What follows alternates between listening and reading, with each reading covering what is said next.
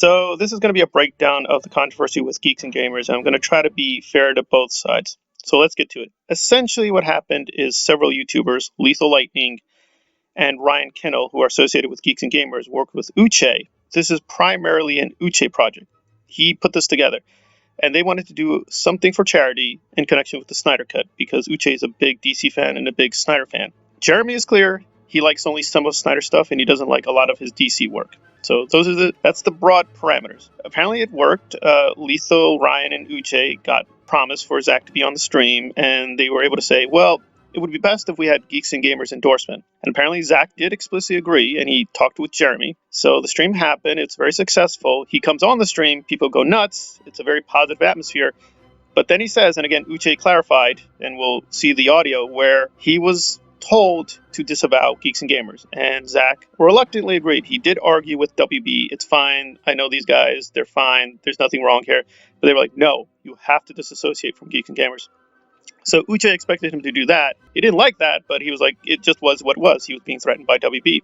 But then he added a statement, and that seems to be the cause of all these controversies, namely that Snyder made a kind of generic statement about the rise in hatred of Asian Americans and how they're being attacked and victims of violence. He does not in any sense say that Jeremy or Geeks and Gamers are a hate group or that they're a bunch of neo-Nazis or whatever, but he just says, listen, as the father of an Asian daughter, this is really, really close, and I don't want any hatred in this movement. And you can tell the Geeks and Gamers people on the stream were really outraged and just held back. So we're going to hear both sides speak and then make a judgment as to what's going on. Hey guys, how you doing? How's everybody doing? Good.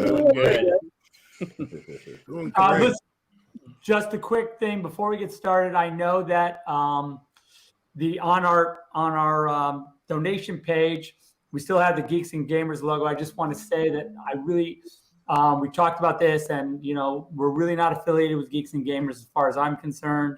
And I really just...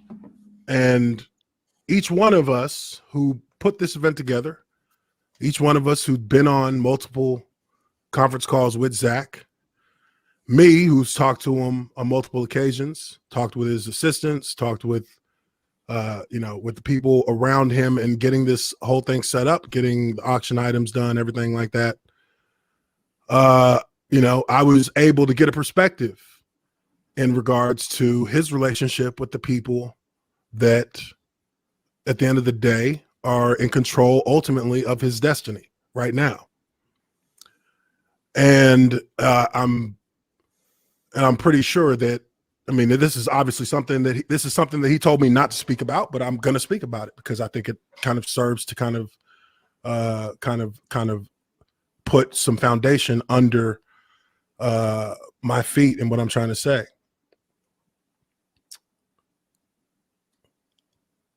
So Zack Snyder shot a scene with Green Lantern. Green Lantern was supposed to be the actual cameo at the end of Justice League. Scene was shot, did it at his house, casted an actor for him, so on and so on. When WB found out that he had done this, and this was in the middle before his daughter passed, WB told him, if you do that, we will shut down this film today. Today. There will not be a Justice League tomorrow. So Zack had to pull that scene. He had to pull all of the work that they did. They'd already shot it. They'd already shot part of it with part of it in his backyard with the Green Lantern, and they shot the other part with Ben Affleck in the townhouse, in the lake house.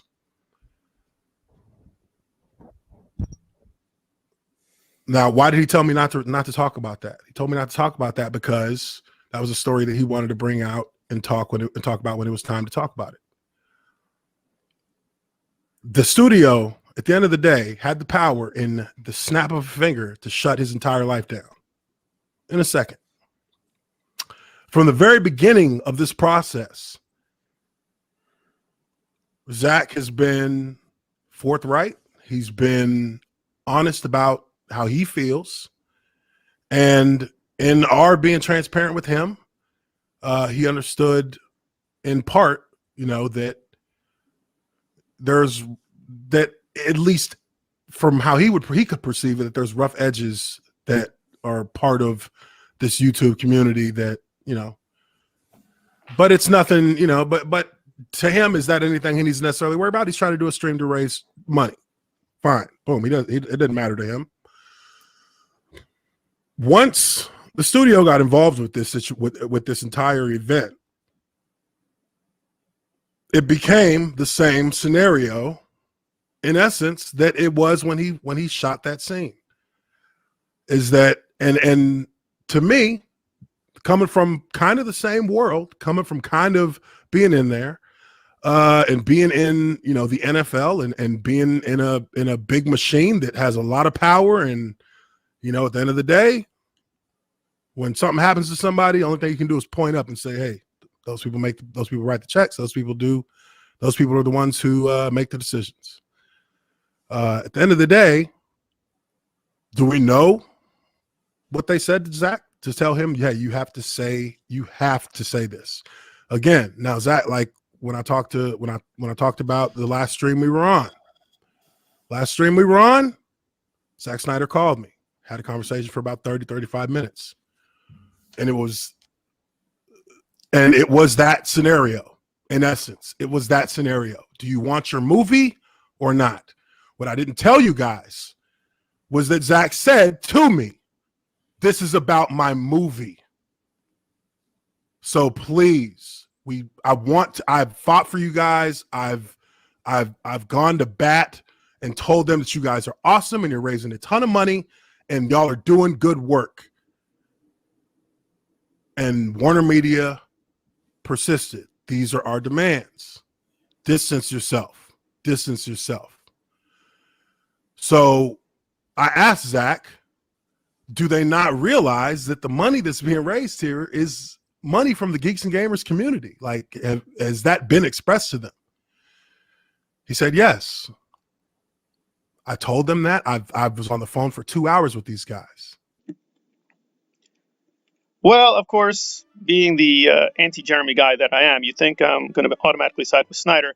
I don't see what Jeremy sees, which is that Snyder attacked him or insulted him or even insulted Geeks and Gamers. But I guess the issue is that people will mistakenly kind of take the quote out of context and attack him. But I think we want to be careful and close this out by clarifying where Geeks and Gamers stands and where it does not stand. Now, can you say Geeks and Gamers as a whole is a hate group or hate movement? The answer is no. I think there are people in the movement who are fine, like Drunk Jay.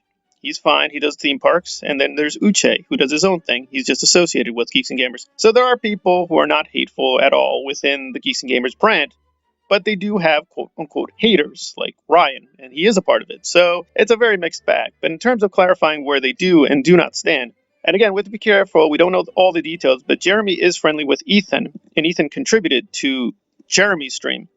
If he wants to be friends with Ethan, that's fine, but Ethan recently, in fact, reacting to all this, made a really crude Asian joke about, I'm not joking, killing Chinese people. And it was so bad that YouTube just took out the video. So we can't play the audio. We can't even play the video because, again, I would probably get censored. So we're stuck. And I can only describe what he says. And he does literally say, again, he's joking. But given the circumstances, that's a really crude joke. And it's really out there. But he said it.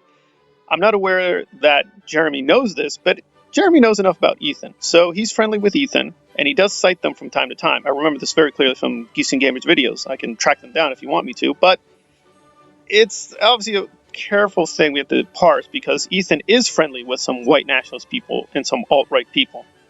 Now, how much of this is real? How deep are they connected? That's unclear. But there is a connection. It's not like there is no connection. There is a connection. So we're kind of stuck. To say the Fandom Menace is largely not a hate group, that's fine. Most of the people are not hateful in the movement, at least in terms of being neo-Nazis or fascists. But is there a fascist element or a fascist connection? The answer is yes. That's been documented. It's there. It's real. So we're kind of stuck in terms of how to designate it. But in terms of this controversy between Jeremy and Zack, I don't see anything where Zack deliberately targeted geeks and gamers or is labeling them Nazis. I think they're just really overreacting and they're seeing something that is not there. Now, if people misreport on geeks and gamers, that's another issue. I know Jeremy's point is that, well, they're going to take advantage of this. That's fine, but Geeks and Gamers itself has often done misreporting. They've been caught there too. So we're kind of stuck here where he seems to want to have a double standard where people need to be extra careful with Geeks and Gamers, but Geeks and Gamers itself can be careless. Well, you have to either have one standard or not be that upset if people are going to misquote you, because that's what Jeremy does notoriously. He just misquotes people, puts people out of context, and makes them look really, really crazy or stupid. And he does have often hateful content. He just attacks Raylos for no reason. He just likes mocking people for certain reasons. I don't know. I mean, he just does have a more hateful agenda. I know most of this is a performance, but, we are where we are. So I don't know. I mean, again, I'm not in control of the brand. Again, it's going to be how Jeremy chooses to put the brand forward. And listen, even from the beginning, Zack never wanted there to be an explicit association. He was just fine with Geeks and Gamers being a part of the charity stream, but he's never embraced them full out. But if you look carefully at that stream, he does embrace certain people like Film Gob, Tyrone, Dave. He calls them out. He says, I like your stuff. I listen to your stuff. I watch your stuff on YouTube. So he does actually endorse some people, but other people he did not. So we're kind of stuck. If Jeremy feels like, well, he did enough for Zack in terms of charity, you Zack should pay him respect to at least acknowledge the endorsement. I understand that, but I don't see anything in the statements where Zack, targeted them. But again, people will disagree on this. All right, this has been a difficult, searing examination of the controversies surrounding the Snyder Cut and Geeks and Gamers. Thanks for listening.